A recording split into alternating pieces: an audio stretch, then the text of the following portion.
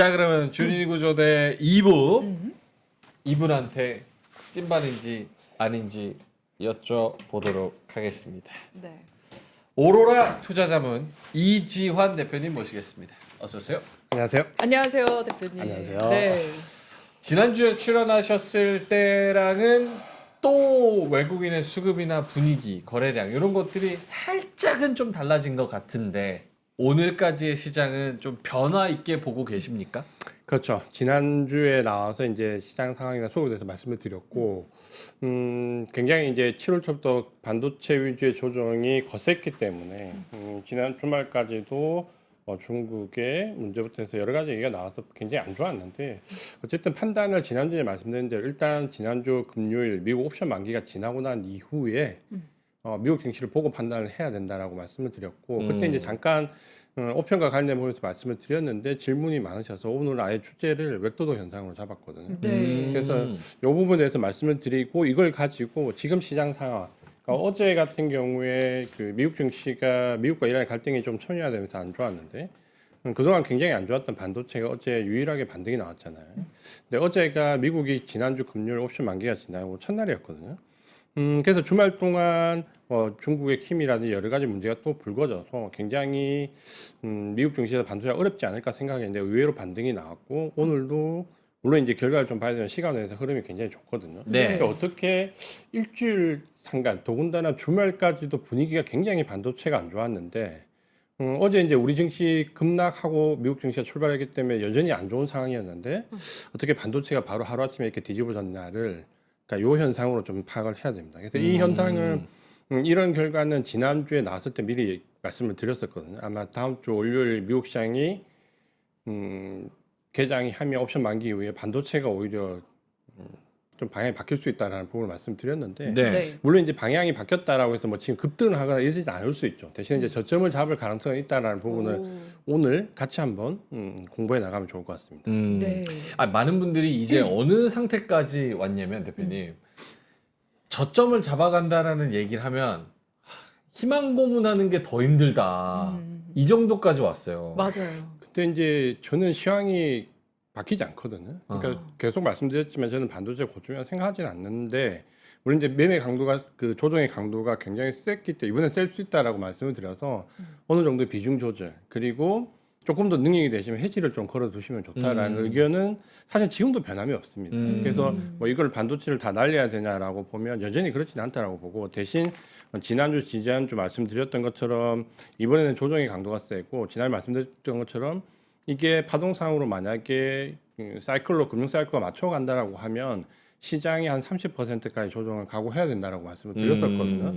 그래서 코스닥이 한 40% 가량, 코스피가 한 30%좀 가까이 조정을 받았기 때문에 굉장히 큰 조정을 받았지만 마지막 파동을 앞두면 보통 이 정도의 조정은 들어왔다는 것을 2005, 6년, 7년도에 레벨업 상승에서 나왔던 조정과 비교해서 말씀을 드렸거든요. 그래서 제가 생각한 만큼의 조정을 일단 받았다는 생각이 들고 대신 이제 이 30%를 시장의 조정을 그냥 두드려 맞기는 굉장히 어렵죠. 왜냐하면 시장이 30% 조정이라면 내 계좌는 보통은 시장 상승률 2배를 깨진다고 보면 되거든요. 그러니까 워낙 크기 때문에 이걸 그냥 있어서는 안 되고 조정이지만 비중 조절과 해치를 좀 하시는 게 좋다라는 게 결론인데 지금도 그 의견은 변함이 없습니다. 네. 그래서 이번에 이제 지난주에 나와서는 이번 주에 이제 뭐 결과가 굉장히 안 좋을 수 있지만 일단 미국의 옵션 만기가 지나고 나서 생각을 하자라는 부분을 말씀드렸고 이유는 그동안 AI라는 부분이 시장을 유일하게 끌어올렸던 펀더멘털적인 요소이기 때문에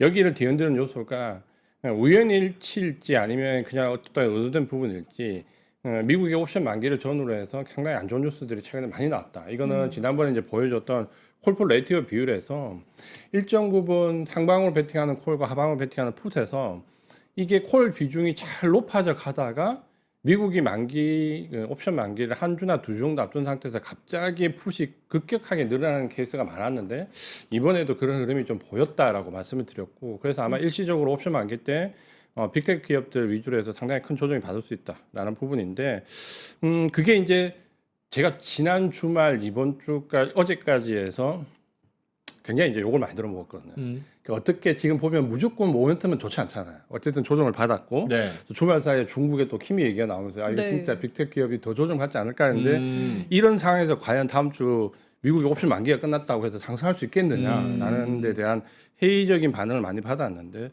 근데 사실 저도 그 주식이라는 논리가 물론 모멘텀이 중요하지만 사실은 수급적인 부분에서 발생되는 반복적 부분이 분명히 있거든요. 그리고 이거는 이제 지난번에 말이 좀 어려워서 알아들으실 수도 있고 우리 주린분이 알아듣지 못할 수도 있는데 그러니까 우리가 생각하는 흔히 세상 그 주식시장을 움직이는 헤지펀드의 관점에서 보면 지금 가장 시장에서 수익을 취하고 싶은 가장 먹음직스러운 열매가 어디에 있냐라고 보면 저는 두 가지라고 보거든요. 하나는 우리나라 지수가 워낙 단기간에 급등을 했기 때문에 지수에서 비롯된 흔히 얘기하는 우리 옵션, 지수에 관련된 있는 옵션이 지금 말도 안 되는 프리미엄을 형성하고 있습니다. 그러니까 여기에서 수익을 취하고 싶은 마음이 클 거고 또 한 가지는 미국의 빅테크 기업들이 콜풋 비율에서 콜 위주의 장세가 계속 강화되면서 여기서 어느 날 풋으로 밀어붙였을 때 나오는 수익. 요게 이 두 가지가 그러니까 빅테크 기업의 콜과 우리 지수에서의 옵션이 가장 먹음직스러운 열매 중에 두 개거든요.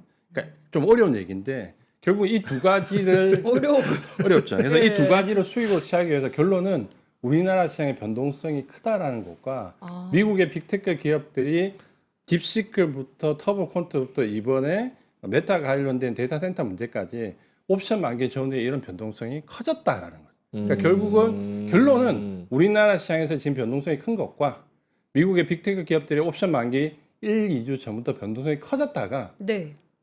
옵션 만기가 지나면 언제 그랬냐는 듯이 내용이 바뀐 경우가 굉장히 많았다는 거죠.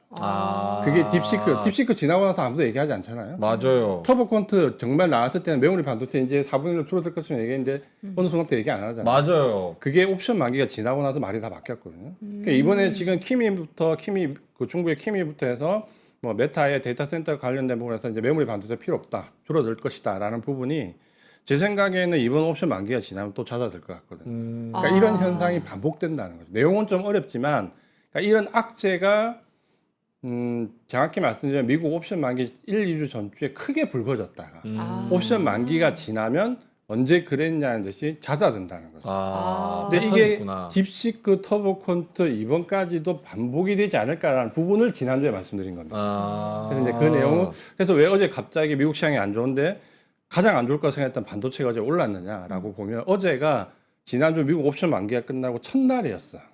개장 첫날이었기 때문에 반도체가 좋은 흐름이 나오지 않을까 했는데 일단은 나쁘지 않은 흐름이죠. 시장에 비해서.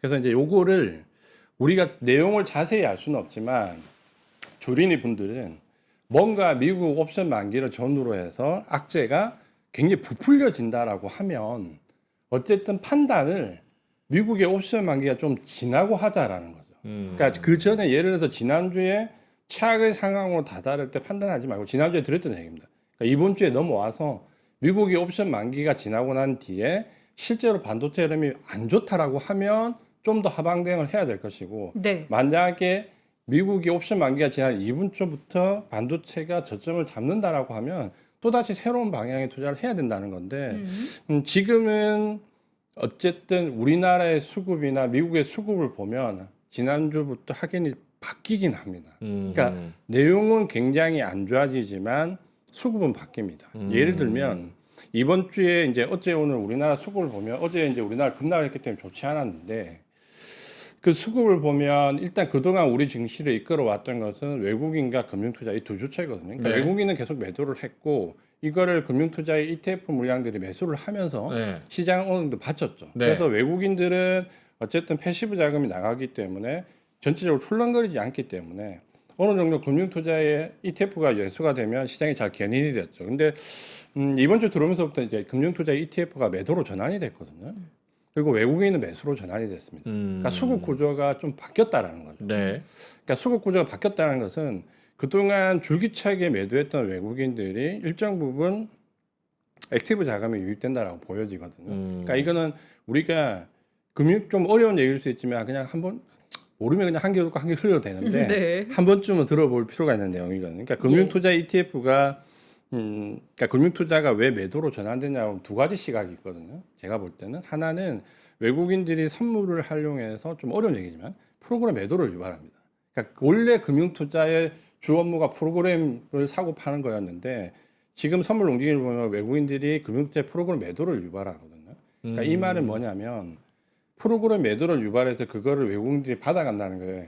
전형적으로 외국인들이 누르고 매집하는 형태거든요. 그러니까 외국인들이 뭔가 저가에 매집을 하고 싶을 때는 선물을 동원합니다. 그러면 기관들은 프로그램 거래를 하기 때문에 외국인 선물에 의해서 기계적으로 물량이 들어오고 나가는데 지금은 프로그램 매도가 나오거든요. 그러면 그 매도 물량을 외국인들이 밑에서 받아가거든요. 그러니까 이게 전형적인 저점 매도입니다. 매집입니다. 그러니까 프로그램으로 매도를 발생시키고 그거를 외국인들이 받아가는 건데. 그러니까 외국인들이 이런 저 파생 상품을 이용해서 일부러 요거를 하락을 유도한 다음에 기관이 팔게 유도한 다음에 산다. 그거를 밑에서 산다는 거죠? 그렇죠.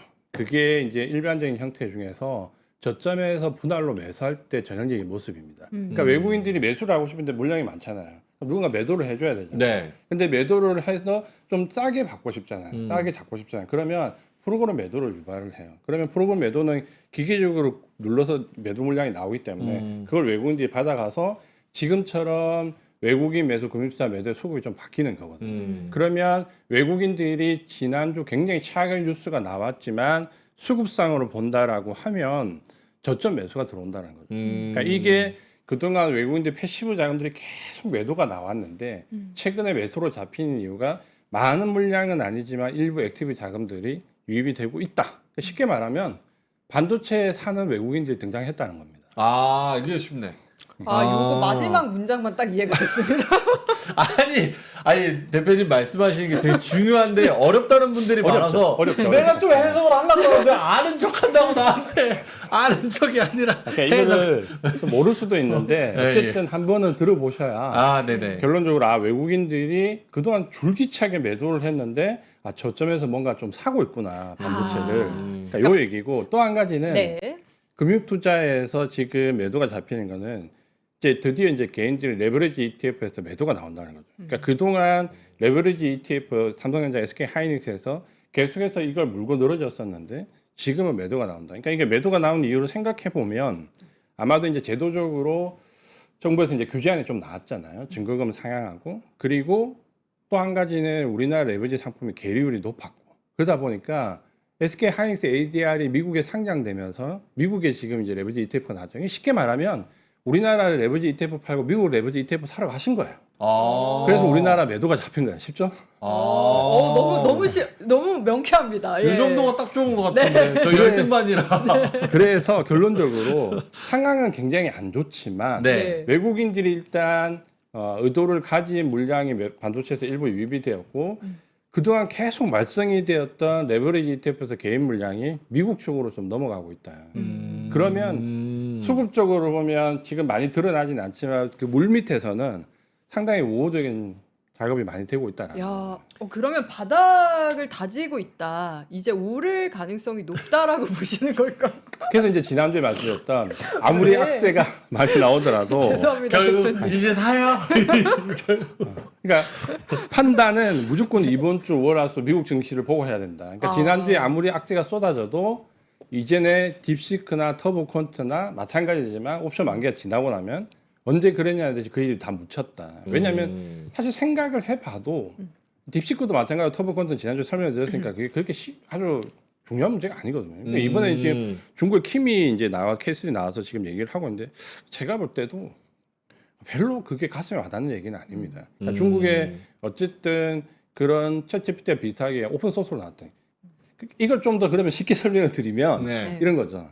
우리가 윈도우로 쓰잖아요. 윈도우. 윈도우 돈을 내고 쓰잖아요. 우리 네. 윈도우 다 유료 구매잖아요. 지금 쓰잖아요. 리눅스 무료입니다. 아시죠? 리눅스라는 운영체제. 우리 네. 그 어려울 오픈 것 소스잖아요. 같은데. 예. 그게 오픈 소스거든요. 그게 네. 힘이에요. 예. 오픈 소스 똑같이. 리눅스 안 쓰시잖아요. 안 쓰죠. 공짜인데 안 쓰시잖아요. 예. 돈을 내고 윈도우 쓰시잖아요. 네. 그러게. 똑같은 겁니다. 아. 그래서 키미가 케이스가 나왔다고 해서 무료고 오픈 소스라고 해서 그걸 쓰려고 하면 직접 데이터 센터에 본인이 연결을 해야 되고 직접 딥러닝을 해야 되고 직접 다 해야 되는데 우리가 리눅스를 안 쓰는 것과 똑같은 거죠. 안 하겠네. 공짜지만 안 쓰는 거죠. 예. 그래서 저는 이게 지금 뭐 중국 킴이 나와서 지금 케이스 또 얘기 나오는데 솔직히 제 이거는 개인적인 주관적인 판단입니다. 생각으로는 옵션 만기 또 중국을 뭘 하나 갖다 붙이는구나 하는 생각을 많이 했어요. 그게 참 잘 먹히는 거를 최근에 봤으니까 딥시크인지 뭐 터보컨트인지 뭐 이런 거를 보니까 그거 하나 붙이면은 뭔가 그래도 변동성을 줄 수 있겠다. 네. 그래서 그 지난번 터보 콘트도 옵션 만기 전주에 나왔거든요. 옵션 만기 그래요? 전주에 나왔는데 그것도 사실은 제가 들었을 때 저는 그러니까 이것도 주관적인 판단입니다. 참 허무맹랑하다는 생각을 했거든요. 그러니까 왜냐하면 터보 콘트가 예를 들어서 뭐 압축의 방식은 물론 대각선에 우리는 전문용어로 어렵지만 다른 방식이라도 이걸 압축을 20%까지 줄여서 메모리 용량 사용을 줄일 수 있다. 25%까지 압축을 하니까. 근데 사실 그 기술이 물론 나오지도 않고 논문의 내용이었고 그 전에 21% 압축하는 기술이 나와 있어요. 안 쓰거든요. 근데 그 1%더 압축하는 기술이 나왔다고 해서 과연 쓸 거냐라고 봤을 때 이 뉴스가 왜 지금 이 시기에 나왔을까라는 생각을 할 수밖에 없다는 거죠. 그리고 앞서 말씀드렸지만 중국의 키미 같은 그런 K3 뭐 키미 이번에 K3 같은 거는 아마 중국에 한 100개도 넘을 겁니다. 제 생각에 나와 있는 게. 그러니까 그리고 그 벤치마크 점수 자체를 100% 1대1로 비교해서 믿을 만하냐는 것도 사실은 그 신뢰성이 제기가 되잖아요. 100%다 믿을 수는 없다는 거죠. 그래서 어쨌든 뭐 그렇진 않겠지만 제 주관적인 판단으로는 그게 뭐 AI 모멘텀을 크게 훼손할 수 있는 큰 이슈냐라고 보면 저는 개인적으로 그렇지 않다고 보고 당장 이번 주 들어가면서부터 반향이 좀 잦아들잖아요. 그래서 왜냐하면 지난주에도 말씀드렸지만 어쨌든 시장은 우리가 경기 사이클과 금융 사이클과 주식 사이클이 맞아서 지금 들어온 금리 사이클이 맞아서 들어온 게 아니기 때문에 어쨌든 AI 모멘텀 하나로 왔던 증시이기 때문에 뭔가 AI 모멘텀에 조그만 거라도 하나 변수가 생기면 덜컥 내려앉는다는 거죠. 그러니까 누군가는 이 심리를 굉장히 잘 이용한다는 거죠. 필요한 시기에. 그래서 이거를 정확하게 뉴스가 나왔을 때 정말로 AI 모멘텀의 펀더멘탈을 훼손시킬 수 있냐 여부를 잘 생각을 해봐야 됩니다. 아니면 예를 들어서 지난주 같은 경우에 만약에 반도체를 다 매도를 해버렸다라고 하면 오늘 그러니까 어제도 급락기 때문에 겁이 나서 매도를 다 했다라고 하면 사실 다시 되살기가 힘들거든요. 그러니까 지난주 말씀드린 전략대로 분할로 대응을 하시거나 뭐 30% 정도 덜어내고 좀 해지를 하시거나 이렇게 하시면 물론 상관이 없는데 만약에 공포심에 사로잡혀서 이게 갑자기 주말 동안 또 킴이라는 얘기까지 나오니까 이게 큰일 났다 싶어서 다 매도를 하셨다라고 하면 상당히 대응하기 어려워지는 거죠. 질문 하나 있는데 요거는 지금 말씀하신 내용이랑 조금 결이 다른 건데 네. 대부분의 개인 투자자 주린이 분들이 특히 유튜브 시대가 되면서 더 보유 편향이나 확증 편향에 빠지기 쉬운 그런 환경이라고 저는 생각하거든요. 당연하죠. 그러니까 어떤 이야기가 나왔을 때 지금 대표님처럼 뭐 키미 K3가 어떤 역할을 하는지 실제로 앞으로 어떤 비전을 가지고 있는지 영향은 어떻게 끼치는지에 대해서 여러 가지 목소리들이 있을 것 같은데 그거를 보유 편향, 확증 편향 없이 내가 제대로 이걸 보고 있다라는 그 판단은 어떻게 해요? 객관적인 판단은? 어렵죠. 그래서 사실 이제 제가 방송을 출연하기 때문에 뭐 방송에 대한 신뢰도를 다 언급할 수는 없지만 어쨌든 본인이 요즘은 정보가 없는 게 아니라 너무 많아서 문제인 거잖아요. 네. 내가 맞아요. 필터링을 할 수 있냐 없냐의 문제인데 한 가지 예를 들면 미국에서 이제 예전에 흥미로운 조사를 했던 게 있는데 뭐냐면 HTS 나오기 전과 후에 개인 수익률을 조사한 게 있어요. 오. 당연히 어디가 높을 것 같아요. 내가 물어보니까 이렇게 뭐. 전. 그렇죠. 네. 진짜요? 네, 수익률 전이 높아요. HTS가 나와서 그 HTS 안에 우리가 진짜 차트부터 기술적 분석 가능한 그리고 모든 정보 엄청 많잖아요. 근데 HTS 나오기 전에 수익률이 더 높아요. 와 신기하다. 그러니까 정보라는 게 사실 우리가 개인 투자자분들이 워낙 없기 때문에 뭐라도 더 받으면 좋을 것 같지만 네. 사실 그걸 받아서 하는 판단이 그렇게 많이 도움이 되진 않는다는 거예요. 그래서 제가 아예 공부를 안 합니다. 좋으세요. 좋은 생각입니다. 아니 근데 그 중간을 모르겠으니까 공부를 안 하면 이거 투자를 못 하겠고 공부도 안 하고 그렇게 믿었느냐 이러고 공부를 또 많이 한다고 비례적으로 수익이 많이 나는 것도 아니고 이거 맞아요. 되게 어렵네요. 그래서 제가 이제 뭐 증권회사 그 기술적 분석 강의를 거의 6년 7년을 했거든요. 네. 그리고 해외 파트 기술적 분석 하시는 그 직원들 교육도 제가 오랫동안 했는데 이렇게 공부를 하잖아요. 그러면 한 3년 정도에서 5년 정도 지나잖아요. 네. 수익률이 더 나빠져요. 아. 한 3년 정도 지나면 공부를 열심히 하시면 3년 정도 지나면 수익률이 더 나빠져요. 그 주린이 때보다. 이제 그걸 극복하고 자기만의 길을 더 찾아서 가시는 분들은 상관없는데 딱 그 정도 공부하면 진짜 그러니까 어디 가서 훈수하기 딱 좋은 정도 되거든요. 아. 근데 수익은 안 좋아요. 그래서 힘들죠. 맞아. 그럴 때가 더 힘들 것 같아요. 그래서 공부는 제가 하는데. 항상 그 강의할 때 강조하는 게 이렇게 정석적인 방법을 찾는 것도 중요하지만 자기한테 그냥 맞는 방법을 찾는 거거든요. 아. 전에 처음에 이제 제가 주린이 시간 때 말씀드렸듯이 나는 주식을 일주일도 하루 한 시간도 보유 못 하시는 분이 장투를 한다 안 되거든요. 그러니까 장투에 관련된 방법을 찾아봐야 소용이 없거든요. 그리고 주식을 샀다 팔았다 하면 가슴에 콩닥콩닥 뛰시는 분들이 네. 스캘핑을 하기 어렵거든요. 그냥 사서 묻어둬야 되지. 그러니까 맞아요. 자기한테 맞는 방법을 결국은 그 3년, 5년이나 시간 동안 찾는 분과 찾지 못하는 분의 이제 차이가 있는 거죠. 네. 알겠습니다. 우리 원래 오늘 맥더동 얘기 해야 되는데 네. 그러게요. 시장 얘기 듣다가 지금 시간이 너무 많이 지났어요. 아, 그러면 광고만 잠깐 하고 웹도둑 할까요? 네. 광고 대표님 짧게. 그거 어떠십니까? 맛이? 어우, 맛있네요. 아, 맛있습니까? 레몬 머틀 릴렉스 타임이라는 네. 저희가 저는 자극적인 것보다 이런 게 또 아, 그쵸. 예. 딱 우리가 공부 많이 하고 너무 많은 정보가 들어와서 좀 머리가 아플 때 그럴 때는 요 레몬 머틀로 여러분 근데 이거 한번 저기 속는 셈 치고 한번 시켜 보세요. 왜냐면 진짜. 가영 씨가 이 그냥 굉장히 맛있다라고 얘기하는 게 그러니까 사석에서도 이 되게 드물거든요. 근데 레몬 머틀은 되게 맛있대요. 네. 네, 되게 이거는 좋대요. 맞아요. 이거는 제가 개인적으로 제가 그러니까 구매해서 먹은 제품들이 몇 개 있거든요. 그동안 광고했던 것 중에 근데 레몬 머틀이랑 갈치 아, 갈치 갈치. 개인적으로 기억나실지 맛있었지. 모르겠는데 예. 그 정도로 그냥 모든 제품이 다 맛있고 좋은 제품을 가져오긴 하지만 좀 더 특별합니다. 예, 그래서 이게 레몬 머틀이 호주에서 신의 선물 슈퍼푸드라고 부를 정도로 귀하게 여기는 그런 허브라고 합니다. 2017년에 레몬 머틀을 국내에 처음 알린 전문 브랜드 네이처샵의 레몬 머틀 티인데요. 카페인 없고요. 레몬보다 깊고 산뜻한 허브 아로마. 그래서 향을 딱 맡으면 그 향을 딱 맡는 것만으로 뭔가 리프레시가 딱 되는 느낌? 맞아요. 음. 그 되게 진한 레몬 허브 향 같은 느낌이라서 맞아. 되게 릴렉스 되는 느낌인데 저는 사실 레몬의 시큼한 느낌은 그렇게 좋아하진 않거든요. 근데 그건 싹 빠져 있어요. 맞아. 그래서 더 호, 어. 굉장히 극호. 상쾌한 레몬 향에 민트 향, 허브 향과 살짝의 박하향, 약간 이런 그런 느낌? 이런 것들이 싹 코로 들어오는 게 굉장히 좋아요. 네. 그래서 A 세트, B 세트 있어서 저기 아래 나오고 있죠. 저 뭐야 티백 30포가 뭐 2개인가요? 그렇죠? 네. 30포 2개. 그리고 파우치 티백 5개 증정인 것 같아요. 네. 근데 이건 뭐 저희가 설명드리는 것보다 가가지고 살펴보시는 게 더 좋을 것 같고 그리고 저거 뭐야 커피 같은 거 주는 것 같은데 맞지? 그런가요? 예. 맞는 것 같아요. 콜드브루 같은 거 맑은 게 티백 진한 게 콜드브루. 요게 진한 게 콜드브루고 콜드브루는 그냥 이제 얼음 타서 시원하게 드시면 되고 아 티백은 이제 약간 따뜻하게 네네네. 드시면 또 좋습니다. 물론 티백도 시원하게 얼음 넣어서 드셔도 되고요. 그러니까 굉장히 좋고 특히나 이제 장 마감한 후에 요 시간쯤 해가지고 집에서 머리 막 뜨끈뜨끈하고 힘들었잖아요. 그럴 때 딱 먹으면 너무나 좋은.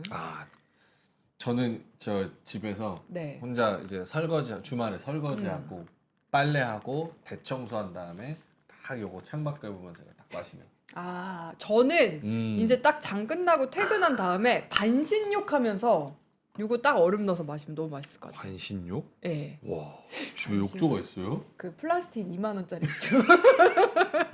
다라이. 다라이.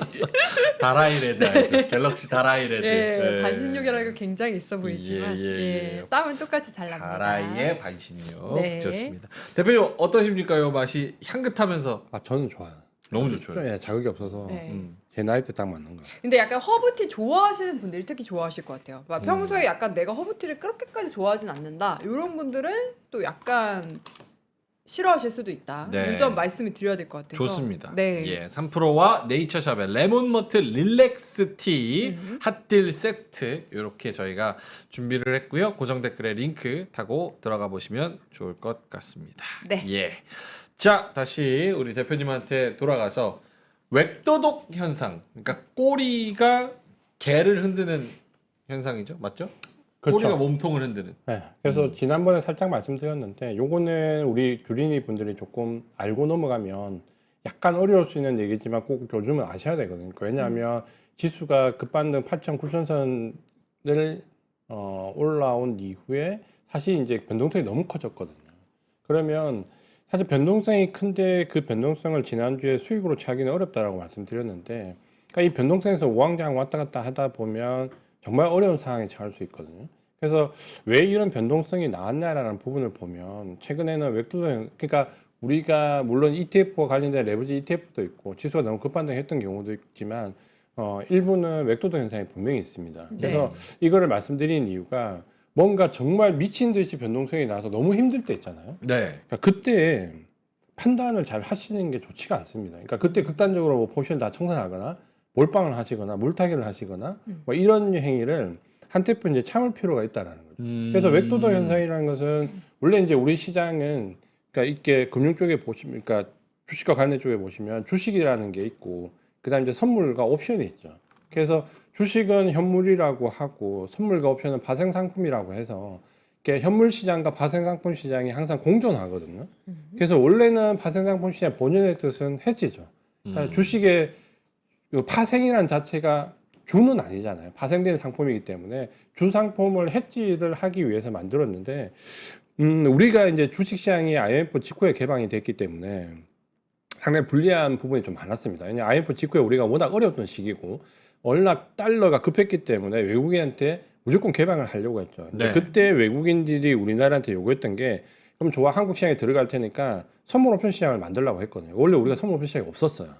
그래서 이때 외국인들의 요구로 선물 옵션 시장을 만듭니다.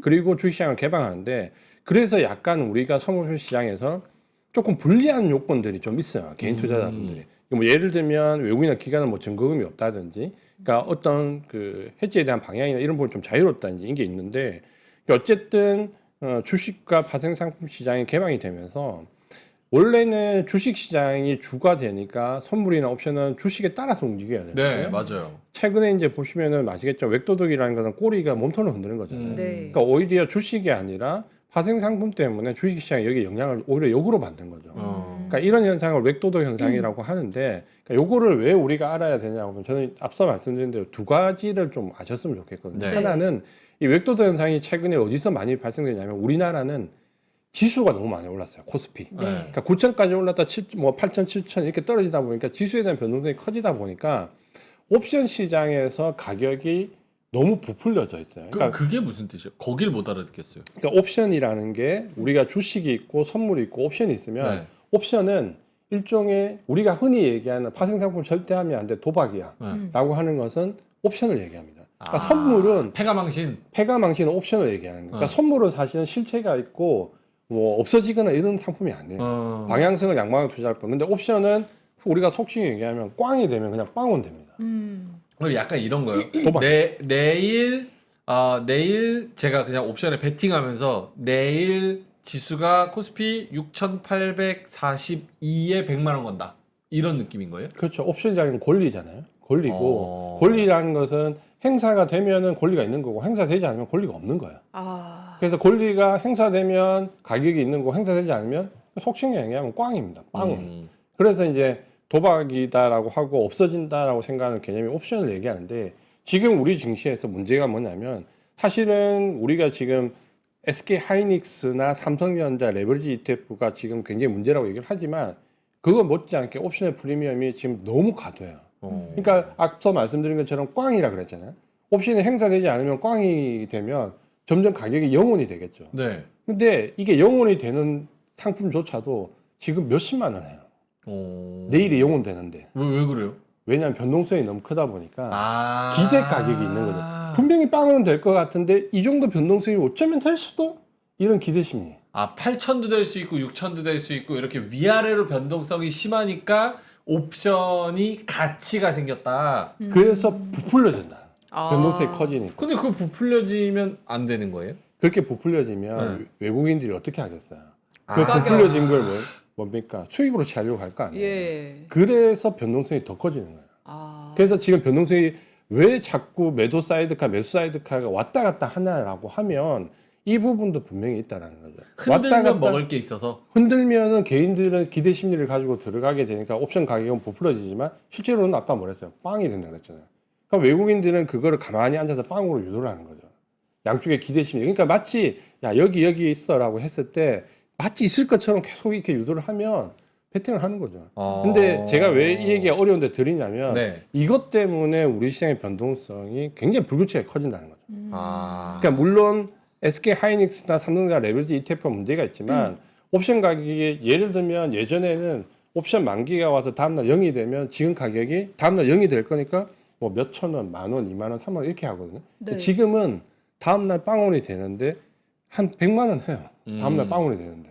그러니까 가격이 굉장히 부풀려지고 흔히 이제 모르시겠지만 좀 어렵지만 양압이라는 그러니까 단순하게 지금 현재 지수의 옵션 가격 예를 들어서 지금 지수가 뭐 6천이다. 6천에 해당하는 옵션 가격이 예전 같으면 뭐 30만 원, 50만 원 하면 지금은 한 300만 원 해요. 그러니까 엄청나게 부풀려져 있다는 거죠. 그러면 외국인들이나 이런 헤지 펀드들은 아주 좋은 먹잇감이 되는 거죠. 그러니까 거기서 야기되는 변동성이 계속 매수 매도를 반복적으로 유도하는 부분에서 변동성이 커진다는 거죠. 그러니까 이걸 잘 이해 못 하실 건데 사실은 레버리지 ETF 못지 않게 사실은 어쩌면 이게 더 클 수도 있어요. 그거는 지금 우리가 언론이나 방송에서 얘기하는 레버리지 ETF는 지금 그 말씀하신 옵션을 충족하기 위한 하나의 도구로 쓰여져 있는 거고 이건 또 엄연히 다른 얘기인 거예요? 그러니까 그 레버리지 ETF는 하나의 그 원인 중에 하나지만 네. 지금의 옵션 프리미엄 가격은 누구도 근데 이거는 누가 의도적으로 한 게 아니라 변동성이 크기 때문에 워낙 크게 형성되어 있기 때문에 이걸 수익으로 취하려는 움직임은 나쁜 건 아니에요. 자연스러운 움직임입니다. 그래서 변동이 커진다는 것과 그러니까 우리나라의 지수에 대한 이 옵션과 또 한 가지는 미국의 빅테크 기업들이에요. 그러니까 미국의 빅테크 기업들이 계속해서 옵션이 상방 쪽으로 올라갈 거야 하면 올라갈 거야 하는 기대 심리 때문에 그쪽에 옵션 가격이 커지겠죠. 네. 커진 상태에서 옵션 만기가 들어오기 하루나 이틀 전에 반대 방향으로 밀어버리면 그 옵션 가격이 전부 다 빵이 되는 거예요. 네. 그걸 수익으로 취하는 거예요. 근데 그게 무슨 말이냐면 미국은 옵션 만기가 들어가기 전에 일주일이나 2주 전에 계속해서 빅테크 기업과 관련된 악재가 쏟아져요. 그러니까 미국의 그 빅테크의 옵션 만기 흐름을 알아야 거기에 우리 닉스 전자가 영향을 받으니까. 그러니까 그렇죠. 우리나라의 지수와 미국의 빅테크 기업에 너무나 많은 옵션 프리미엄이 형성되어 있다는 거죠. 그러다 보니까 그걸 수익으로 취하려는 쪽에서 행동이 나오면 변동성이 커진다. 그러니까 결론적으로 말씀드리면 우리나라 지수와 미국의 빅테크 기업의 변동성이 커질 수밖에 없다라는 거죠. 그래서 이게 좀 어려운 얘기일 수 있는데, 그러니까 왜 제가 이 어려운 얘기를 드리냐면 결국 그 프리미엄이 커져 있는 상태에서 우리 개인 투자자분들이 어떤 판단을 하시는 건 좋지 않다는 거죠. 예를 들면 지난주 금요일, 그러니까 지난주가 미국의 옵션 만기였는데 이때 만기 때 만약에 호재가 나오면 다행인데 악재가 쏟아진다라고 하면 그때 그 악재에 너무 민감하게 반응해서는 안 돼요. 왜냐하면 옵션 만기가 지나면 그 악재가 대부분 소멸되는 경우가 많거든요. 그러면 적어도 내가 지난주에 뭔가 메모리 반도체에 문제가 있다. 펀더멘탈 상의 문제가 있다라고 하면 대응을 하겠지만 네. 사실 메모리 반도체에 펀더멘탈 상의 문제는 없었잖아요. 맞아요. 그래서 왜 빠지는지를 모르겠었어요. 이유가 없지. 대치 많이 올랐다, 변동성이 커졌다, 뭐 ETF 레버리지 상품 때문이다, 여기에 미국의 어떤 뭐 중국의 힘이 쏘이 났다, 전부 다 카더라라는 부분이죠. 뭔가 이것 때문에 삼성전자 실적이 나빠졌어, 하이닉스 실적이 나빠져서 그런 부분은 아니거든요. 그러면 그 판단은 지난주에 하지 말고 이번 주에 넘겨야 된다는 거죠. 제가 이해한 게 맞으면 지금 빅테크 그리고 하이닉스, 삼성전자, 우리 지수 관련된 옵션으로 장난치고자 하는 세력들이 있는데 얘네들은 야바위 하듯이 짤짤이 하듯이 그냥 홀짝홀짝 이렇게 해서 지네들이 수익을 내고 있는데 하루 오르면 급등해서 오늘은 왜 올라요? 개인들은 여기서 또 샀다가 또 하루 또 급락하면 오늘은 왜 내려요? 하면서 이유 찾고 그 변동성 안에서 위아래에서 개인들의 돈이 녹아나기 때문에 액션을 취하지 말아라. 그런 부분이 있고 또 그 변동성이 마치 왜냐하면 변동성이 너무 크다 보니까 개인들은 추세로 착각을 할 수 있는 거죠. 그러니까 예를 들어서 조정인데 이게 하방으로 완전히 꺾였다거나 이렇게 착각을 할 수 있기 때문이죠. 이 차트 지난번에 본 건데 한번 설명을 붙였는데 잠깐 보시면은 그러니까 이게 지금 풋콜 그러니까 하방 배팅과 상방 배팅에 대한 비율인데 당연히 콜 쪽, 그러니까 그러니까 상방 쪽으로 베팅하는 게 높아요. 그러니까 어. 왜냐하면 1 밑으로 내려가니까 풋콜 비율이니까 낮아지면 콜 쪽으로 베팅이 많다는 건데 네. 중간 중간에 돌발적으로 위쪽으로 보시면은 탁 튀어나오는 것들이 네. 있어요. 오, 그러니까 저 때가 대부분 미국 옵션 만기가 관련돼 있는 쪽이거나 혹은 그 전후일 때 한 번씩 풋 비율이 늘어나는 게 있어요. 저 때 이제 갑자기 변동성이 불규칙하게 나오고 지난주 같은 경우가 물론 악재는 있겠지만 악재가 가중된다라는 거죠. 그래서 지난주에 제가 나왔을 때 판단을 지금 모든 메모리 반도체에 대한 악재가 쏟아지지만 저는 비율을 바꾸지는 않을 것이고 판단은 다음 주에 넘어가서 만기가 지나서 해야 된다. 지나고 난 뒤에 이번 주에 미국 증시에서 빅테크 메모리 반도체들이 어떻게 흐르는지를 보고 판단을 하시는 게 맞다라는 거죠.